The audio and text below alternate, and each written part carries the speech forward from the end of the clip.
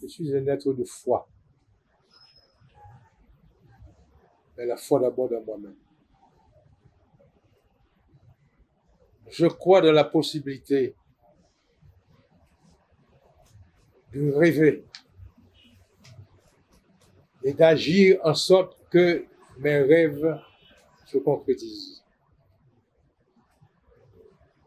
Je n'ai pas une croyance religieuse, ça je peux le dire. Je suis profondément mystique, c'est-à-dire avec une conscience et où il y a un magma, une globalité de sensibilité mystique comme celle du zen chinois et japonais, du taoïsme chinois ou du tantrisme hindou ou du vaudouisme haïtien, tout en reconnaissant que je suis quand même marqué par le jansénisme. En ce sens-là, je suis marqué par les pères jésuites, je suis marqué par le catholicisme, je suis marqué aussi par Luther, Martin Luther, donc je suis marqué par le protestantisme. Donc, je suis une résultante, mais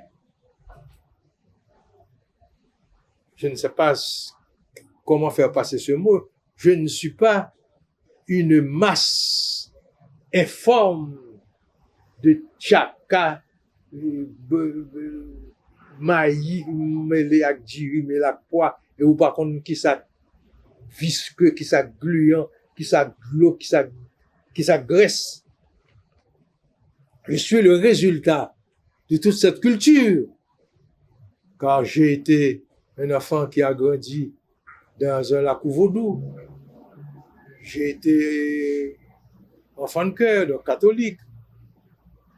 J'ai eu des amis protestants. J'ai rencontré pas mal de mystiques et à travers mes livres, les livres que j'ai lus,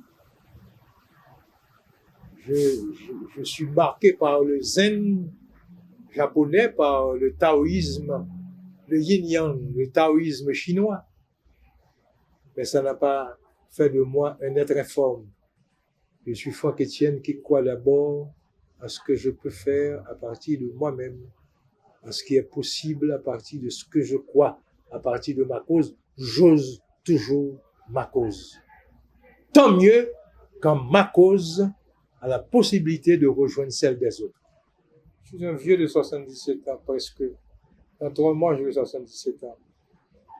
Je crois avoir pris des risques au niveau de ma vie personnelle, au niveau de l'écriture. J'ai osé ma cause personnelle, mais avec la conviction, la certitude que mes origines, d'abord paysannes, l'histoire de mon enfance, ma mère était une paysanne, mon père ou mon géniteur un blanc, mon vrai père c'est mon beau-père un noir. C'est la tu parles de public, c'est déjà la complexité, c'était déjà la spirale qui se préparait, hein, qui était en mouvement.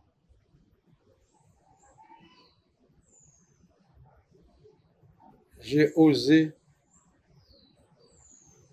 produire une œuvre qui n'avait pas pour objectif d'abord de plaire aux gens. Est-ce que tu as bien compris? Donc j'ai osé ma cause. Ce que j'ai cru être l'esthétique spirale, être la littérature, eh ben, j'ai essayé. Heureusement, il y en a qui ont boudé, mais il y en a beaucoup d'autres qui, par débilité, n'ont pas compris. Mais il y en a beaucoup d'autres aussi, bon, une minorité de critiques, de jeunes, de gens qui ont compris ou qui ont flairé cette quête. Ah, c'est cette quête de la spirale. Quant à ma symbiose avec moi-même, je l'ai poussé tellement à un niveau qu'on m'a fait passer pour le plus grand mégalomane jamais connu. Mais j'accepte ça aussi. Je suis un mégalomane, mais je dis que de plus en plus, avec l'âge, je suis plus génial que mégalomane.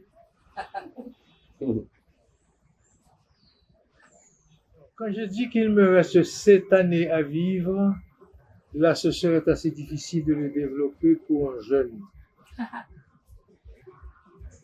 À partir d'un certain âge, chez certains individus, on choisit la quête.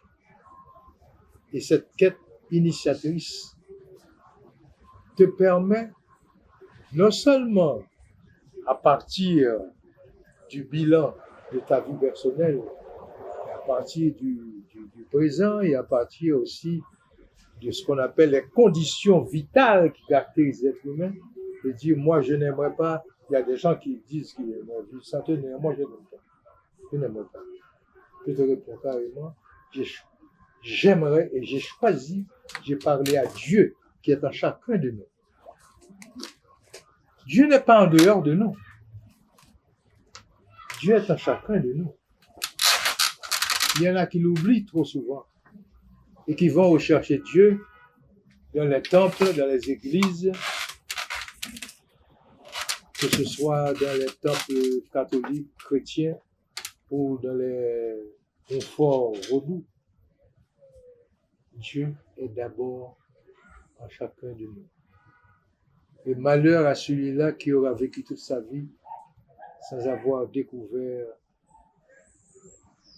l'ombre majestueuse et géniale de celui-là qu'on appelle le grand maître, le créateur.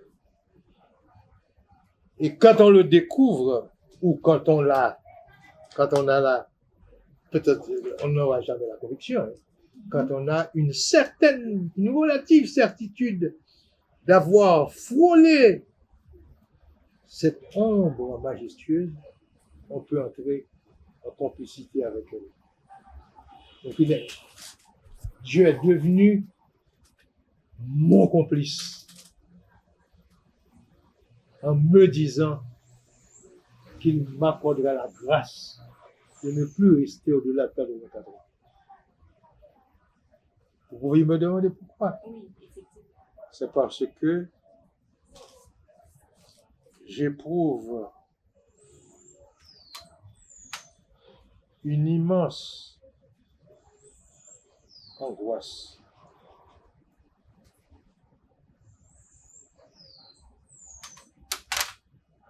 Un épouvantable, insupportable sentiment d'impuissance face à la dégradation du corps qui est incontournable, qui est inévitable. Dans 3 mois, j'aurai 77 ans. Vous n'êtes pas content que je vous ai reçu avec la fougue d'un homme de 40 ans, de 50 ans? Eh bien, vous n'êtes pas venu voir un bec à quai gaga de la cocobéance, cocobé. Donc, je n'aimerais pas. J'ai dit, moi, je ne veux pas. Et quand on intériorise quelque chose, ça se réalise. Je veux partir à 84 ans.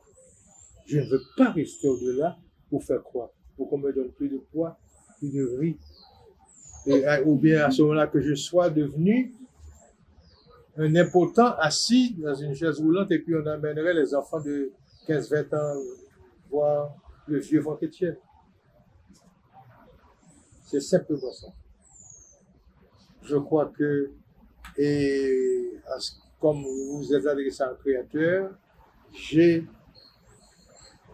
la relative certitude que j'aurai le temps de terminer ma création artistique, littéraire, picturale et théâtrale. Car c'est ça qui est important. C'est-à-dire ne pas partir avec le regret de n'avoir pas achevé une œuvre.